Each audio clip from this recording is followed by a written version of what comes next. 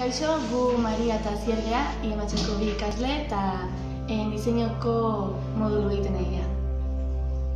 Guk diseinuan erronka bidez ikasten dugu, erronka horretan baldintza batzuk jartzen dozkue, eta baldintza horren arabera, juten garaia proiektua garatzen. Lehenengo informazio bilaketa bat itxen dugu, alternatibak begiratu abertzea aukera desberdin ditugun, alternatiba horretatik guretzako egokiziena da aukeratu, eta egokiziena aukeratu ostean, azten gara garatzen, kalkuluak eta dimentsionatzea, eta gero aurrera ematerako prozesu hori egiten du.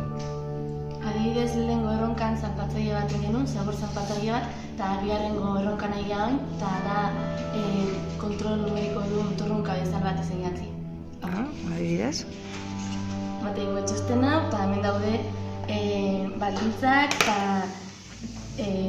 nola, ze punto jorau behar ditu.